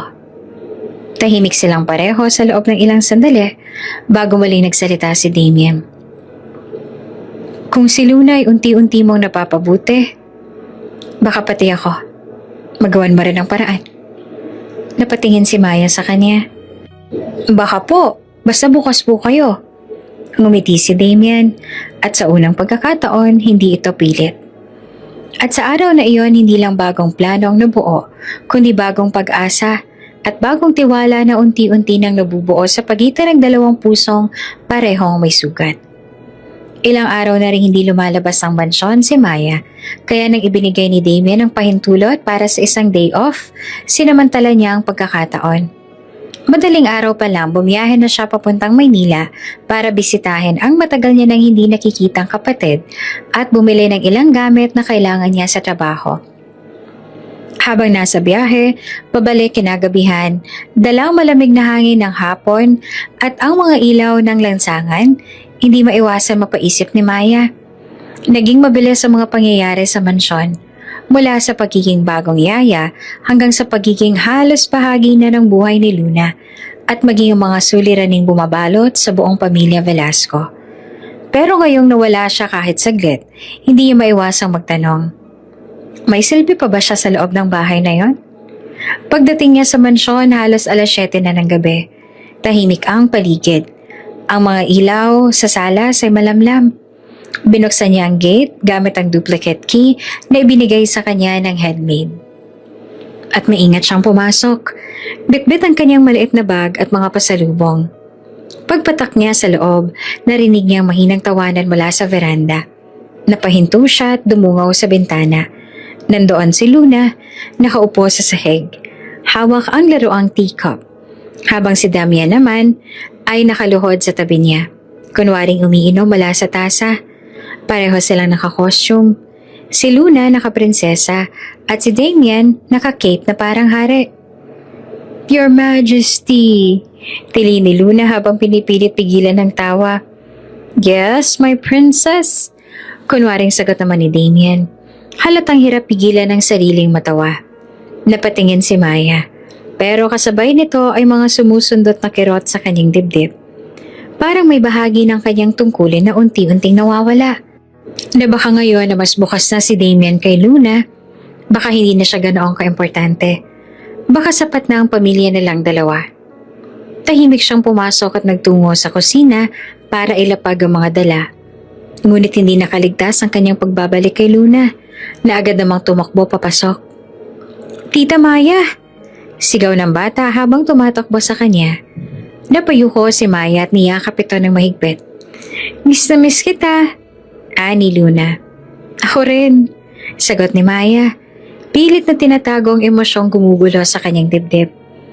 May dala akong hopya at milk candy. Favorite mo, diba? Tumango si Luna. Ngumiti ng malaki.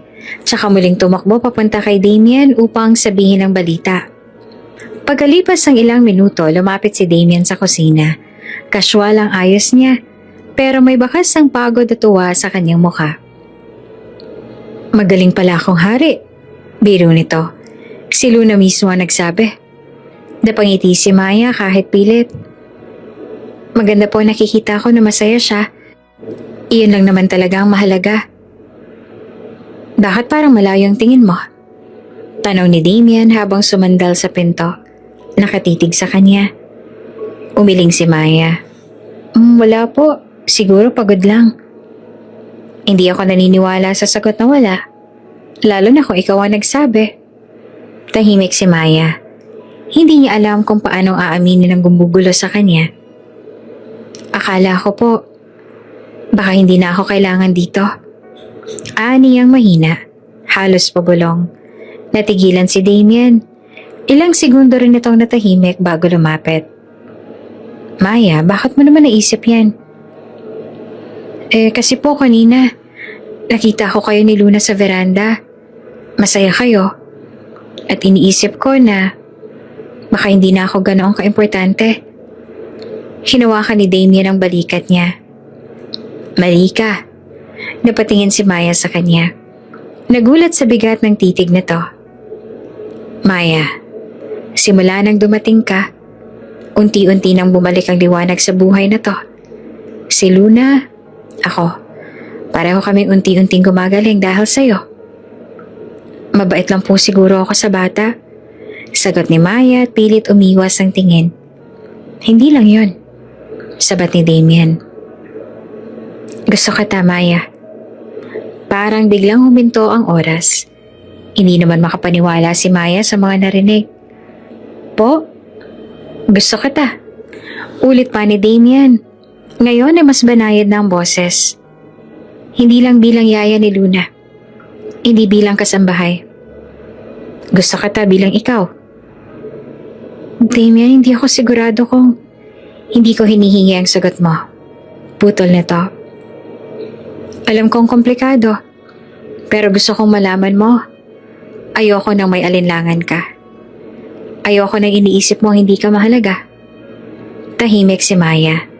Ramdam niya ang bigat ng mga salitang iyon. Hindi ito simpleng pahayag. Ito ay pagtanggap, pag-amin, at paglapit sa isang posibilidad na matagal niya nang iniiwasan.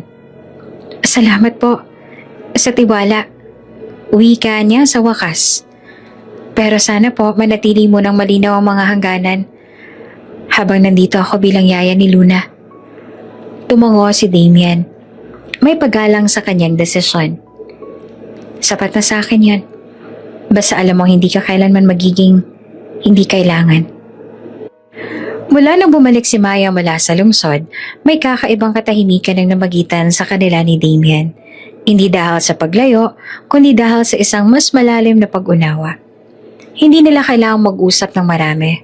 Pero sa bawat sulyap, bawat simpleng galaw, may tinig na nagsasabi ng, nandito ako.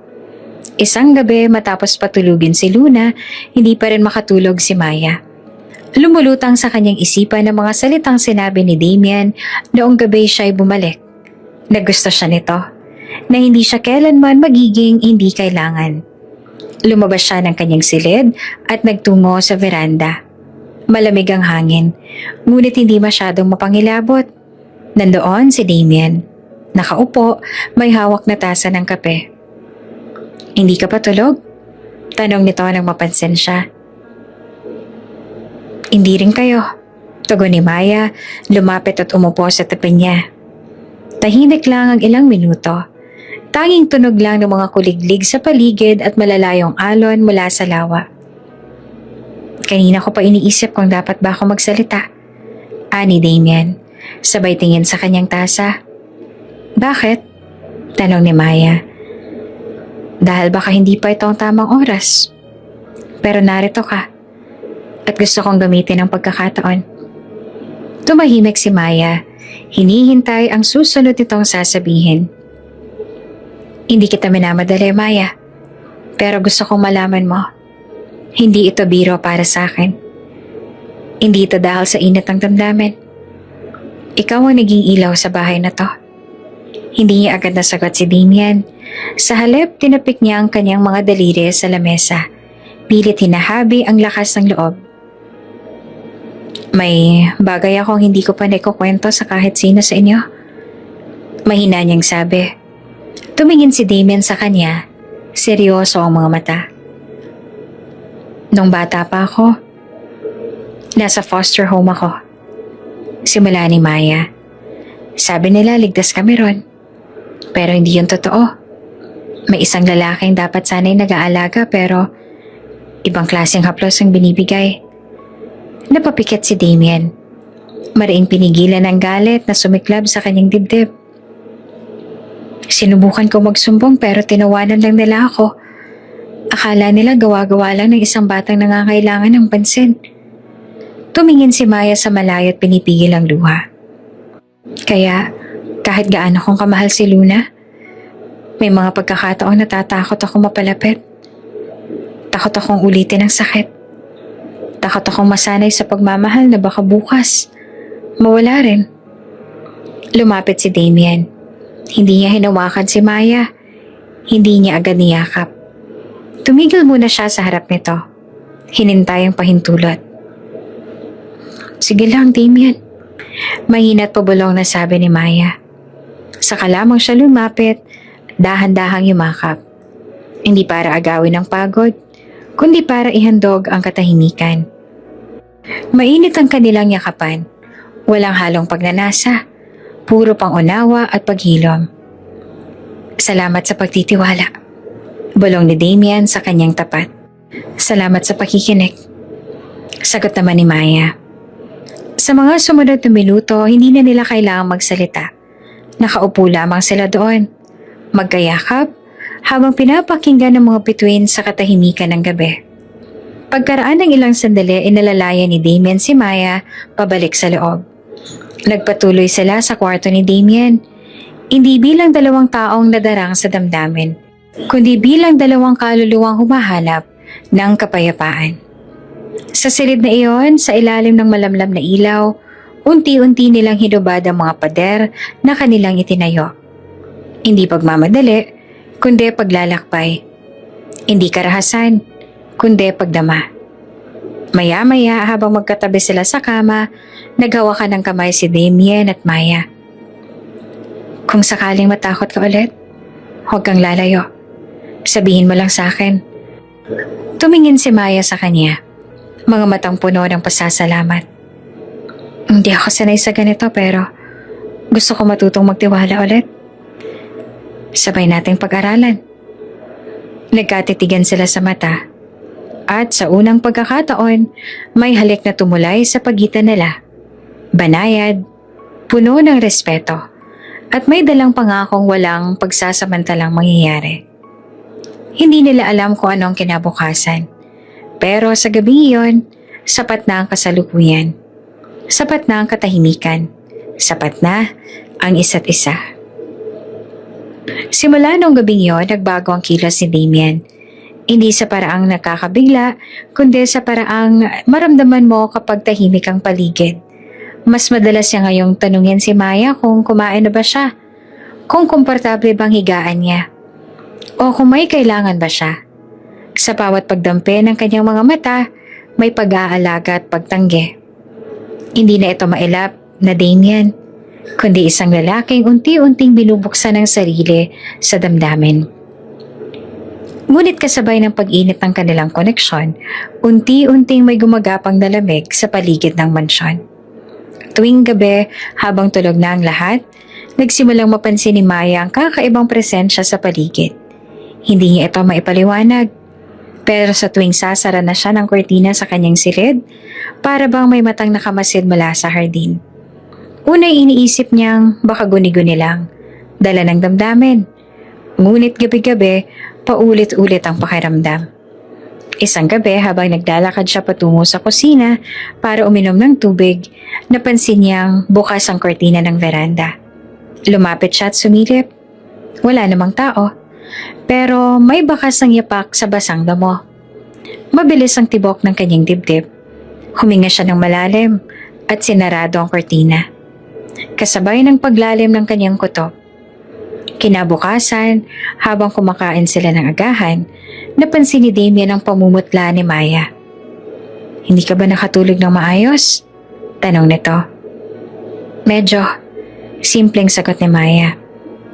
Siguro dahil sa panaginip. Anong klaseng panaginip? Usisa ni Damien. Ngunit bago siya makasagot, dumating si Luna na may daladalang laruan, kaya't naputol ang kanilang pag-uusap. Ngunit buong araw, dala pa rin ni Maya ang kabang hindi niya maipaliwanag. Nang gabing yun, sinubukan niyang huwag matulog agad. Humiga siya, ngunit nakatulog din sa bandang huli, sa gitna ng katahimikan ng mansyon. Pasado hating gabi na, nagising siya sa mahinang kaluskos. Hindi niya alam kung sa panaginip lang iyon o totoo, pero nanindig ang balahibo niya. Tumayo siya at dahan-dahang lumapit sa bintana. Sinilip niya ang labas at sa ilalim ng aninag ng buwan, may isang figura siyang nakita. Mabilis, parang sumilip mula sa likod ng puno, tsaka nawala. Agad siyang umatras. Mabilis na isinara ang bintana at ikinandado ito. Hindi na siya nakatulog buong gabi. Kinabukasan, humarap siya kay Damien. Hindi niya nakayang pananahinik. May gusto po akong sabihin. Panimula niya habang nasa veranda sila. Malayo kina Luna at sa ibang kasambahay. Ano yun? Seryoso agad ang mukha ni Damien. May napapansin lang po ako, parang may nagmamasid tuwing gabi. Nagdilim ang mukha ni Damien. Kailan pa? Mga ilang gabi na rin ho. Akala ko nung uni guli-guli ko lang. Pero kagabi may nakita akong anino sa may puno. Hindi na sumagot si Damien. Tumayo ito at agad na tinawag ang isa sa mga tauhan niya sa seguridad. Nagbigay ito ng utos na i-review ang mga CCTV footages at paigtingin ang pagbabantay, lalo na sa hardin at likuran ng mansyon. Maya? Mahinang wika ni Damien pagkabalik nito sa veranda. Mula ngayon dito ka na muna sa guest room sa loob ng main hall. Mas malapit sa kwarto ko at kay Luna. Ayokong mapahamak ka. Ayokong istorbohin ang sistema ninyo sa bahay. Tanggi ni Maya. Hindi mo ako ina-istorbo. Mariing sabi ni Damien. Ikaw ang iniingatan ko. May init sa mga salitang yon, pero may halong pag-aalala na hindi mapantayan. Sa unang pagkakataon, ramdam ni Maya na hindi na lang siya basta tao sa paligid. Isa na siyang mahalagang bahagi. Kinagabihan, lumipat nga siya sa guest room. Doon siya pinatulog ni Damien. Katapat lang ng silid nito. Pinabantayan pa siya sa isa sa mga tauhan ng seguridad na discreet na nakapwesto malapit sa corridor. Habang nakahiga, hindi pa rin mapakali si Maya. Maya't maya sumisilip siya sa pinto at sa isang iglap, narinig niya ang mahinang katok. Pagbukas niya ng pinto, nandoon si Damien. Hindi rin ako mapakali. Nito. Pwede ba akong pumasok sandali? Tumango si Maya.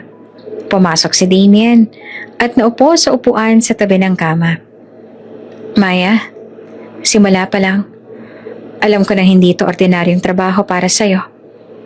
Hindi ka lang basta yaya. Isa kang ilaw para kay Luna at para sa akin. Tahimik si Maya. Tinitigan niya si Damien at ang lalaking unti-unting bumubuo sa puso niya. May mga bagay tayong kailangang harapin. Patuloy pa ni Damien. At pakiramdam ko, may kinalaman ang presensyang yan sa kung anong tinatago ng mansyon na to. Napatingin si Maya sa bintana. Baka, hindi lang tayo ang gustong magbukas ng lihim. Mahina niyang wika. Baka may gustong hadlangan. Tahimik silang nagkatitigan. At sa loob ng katahimikan, isang aninong dumaan sa labas ng bintana. Hindi nila agad napansin. Pero ang malamig na hanging pumasok sa kwarto ay tila paalala. May mga mata pa ring nakamasid. At ang mga susunod na araw ay magdadala ng sagot sa mga tanong na matagal ng pilit ikinukuble ng mansyon. Madaling araw na pero hindi pa rin mapakali si Maya. Hindi dahil sa takot, kundi dahil sa pangungusap na iniwan ni Damien bago ito muling bumalik sa silid. May mga bagay tayong kailangang harapin. Isa na rito ay ang pinakatumatak na misteryosong presensya sa mansyon. Si Celine. Simula pa lamang ramdam na ni Maya ang malamig na mapanuring tingin ng babae. Laging animoy may alam. Laging tila bantay sa bawat kilos ng iba. Pero ngayong unti-unti nang nabubuksan ng mga sekreto, pakiramdam ni Maya ay si Celine ang susi. Habang nagkakape sa kusina kinaumagahan, narinig niyang may usapan sa silid sa dulo ng hallway. Ang tinig ni Celine, malamig at tuwiran. Nakakasiguro ka bang hindi niya nabuksan ang lumang silid? Isang boses ng lalaking sumagot. Wala naman siyang sinabing anuman tungkol doon. Nanigas ang katawan ni Maya. Hindi siya pumasok, pero nagtago siya sa likod ng istante. Paglabas ni Celine, agad niyang tinungo ang garden kung saan madalas ito nagpapahinga tuwing umaga. Doon siya lumapit. Dito niya na gustong tapusin ang pananahimik. Ma'am Celine, tawag niya. Kailangan po nating mag-usap. Napalingon si Celine. Bahagyang kumunot ang noo. Tungkol saan? Sa mga lihim na pinipilit niyo pong itago sa bahay na to. At sa mga banta sa paligid. Bahagyang natawa si Celine pero walang halakhak sa kanyang mga mata. Lihim? Banta? Maya, masyado ka namang maraming iniisip. Mas mabuting ituon mo na lang ang pansin mo sa trabaho mo. Hindi sa mga bagay na hindi mo naiintindihan. Hindi na po ako naniniwala na dapat manatiling tahimik. May mga bagay ako nasaksihan. May mga tanong si Luna na hindi nasasagot. At si Damien, nagtatanggol sa akin habang kayo, tila may ibang agenda. Dahan-dahang lumapit si Celine at ngayon ay ilang pulgada na lang ang layo sa mukha ni Maya. Damien? Bulong nito. Akala mo ba mapoprotektahan ka niya kapag natuklasan mo ang totoo? Hindi mo alam kung gaano kalalim ang mga ugat ng pamilyang to. Kung ganun, sabihin niyo sa akin ang totoo. Sabihin niyo kung ano ang papel niyo sa pagkamatay ng kapatid ni Damien at ng asawa nito. Matapang na sagot ni Maya. Tumigas ang mukha ni Celine. Ingatan mo yung bibig mo, Maya. Mariin ito ang wika. Hindi mo alam ang pinapasok mo. Isang maling hakbang mo lang at mawawala ka rin sa mansyon na to. Gaya ng iba. Gaya ng iba? Tanong ni Maya na bahagyang kinabahan pero hindi umurong. Bakit? May nauna na bang gustong mag-imbestiga? At anong nangyari sa kanila? Tahimik si Celine. Isang titig lang tapos ay tumalikod. Umalis ka na habang maaga. Damhin mo pa ang kaunting respeto at tiwala ni Damien bago pa yon mawala. Ngunit sa halip na umurong, sumunod si Maya. Sinundan niya si Celine hanggang sa isang hallway na madalas nakasara ang mga pinto. Anong meron dito, ha? Tanong niya. Biglang humarap si Celine at itinaas ang kamay, hawak ang isang susi. Gusto mo ng katotohanan? Malamig nitong sabi. Minsan, hindi nito kayang puso ng isang gaya mo. Sana'y mali lang ako, dagdag niya. Pero mukhang isa ka rin sa mga madaling mabali. Huwag mo subukang maging bayani, Maya. Ang mansyon na to, hindi to para sa mga walang lakas ng loob. Hindi na sumagot si Maya. Sa halip, tinitigan niya si Celine. At sa titig na iyon, nagpakita siya ng hindi lamang tapang, kundi determinasyon. Kung may tinatago ka, ilalabas yan sa liwanag. Hindi ako titigil hanggat hindi ko nalalaman ang totoo. Hindi lang para kay Damien, para kay Luna, para sa hustisya. Mata sa mata. Isa lang ang malinaw sa sagupaan nilang yon. Nagsimula na ang gyera ng mga lihim. At habang papalayo si Maya, dama niya ang bigat ng bawat hakbang. Hindi dahil sa takot, kundi dahil sa nalalapit na pagsabog ng katotohanan. Sa di kalayuan na natili si Celine sa kinatatayuan, naninigas ang katawan, nakapikit ng mariin. Pilit mo akong hinihila sa impyerno, Maya. Mahinang sabi nito. At kapag nalaman mo ang totoo, baka huli na ang lahat. Mainit ang sikat ng araw pero may malamig na presensya sa loob ng Velasco Mansion. Nakatayo si Maya sa harap ng lumang silid sa ikatlong palapag. Hawak ang maliit na kahon na tagpuan niya sa ilalim ng isang nilulumot na drawer. Ang parehong silid na dati pinagbawal sa kanya ni Damien, nang buksan niya ito ay tumambad ang lumang photo album, mga sulat sa typewriter at isang voice recorder na may label. Velasco, huling habilin. Kasalukuyang nasa city meeting si Damien at nagpapaalam saglit si Luna para sa piano class. Kaya't naglakas loob si Maya. Isinaksak niya ang recorder at pinindot ang play.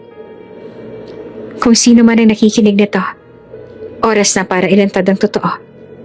Ang aksidente, hindi iyon simpleng banggaan. Pinutol ang preno. At ang nagplano, si Celine. Nanlamig ang kanyang mga palad. Umalingaw-ngaw sa isip niya ang tinig sa recorder. Isang tinig ng kapatid ni Damien, si Dino Velasco. Mabilis ang mga sumunod na pangyayari. Agad siyang tumawag kay Damien at ilang oras lang ay magkasama na sila sa silid. Pinakinggan muli ang audio. Tahimik si Damien. Hawak ang lumang sulat na galing sa kanyang kapatid na mistulang huling habilin. Hindi ako makapaniwala. Mahinang sabit ni Damien. May sapat tayong ebidensya. Sagot naman ni Maya. Pwede na nating ilantad ang totoo.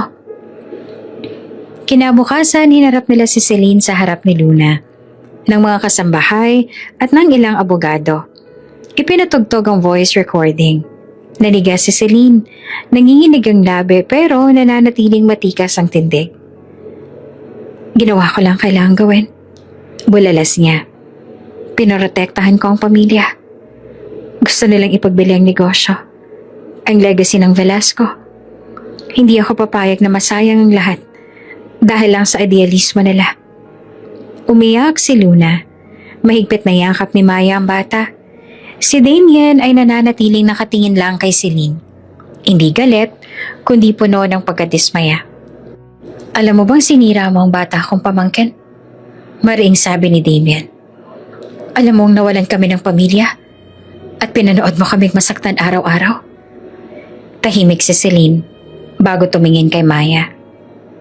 Napaka-osyosa mong babae. Ani ang mapait.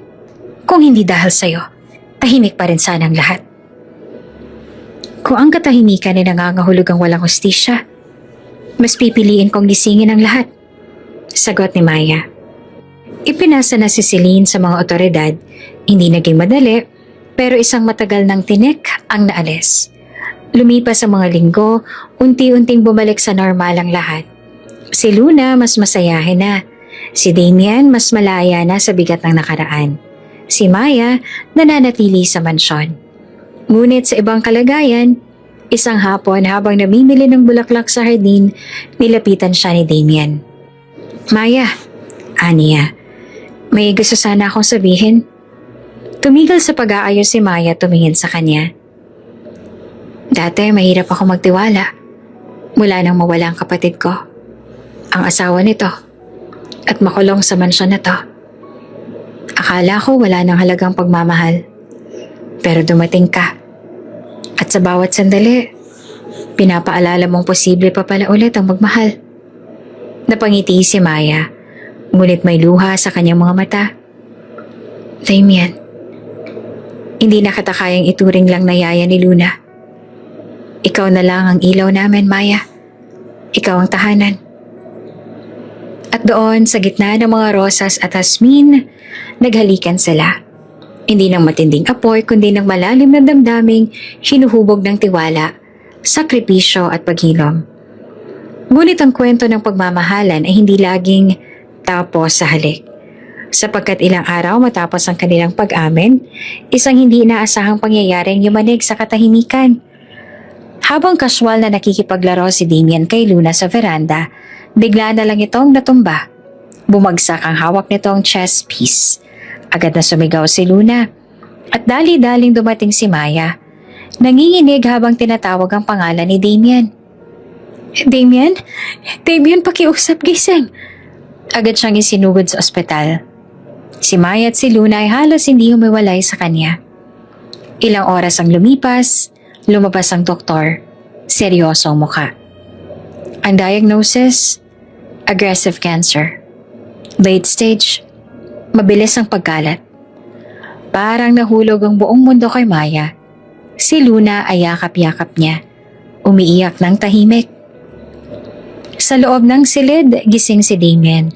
Maputla, ngunit may ngiti pa rin. Huwag kang umiyak. Mahinang sabi niya. Wala pa tayong ending, simula pa lang to.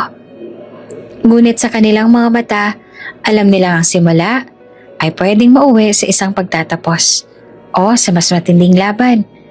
At sa labas ng ospital, lumilipad ang puting ibon na minsang inalagaan ni Maya.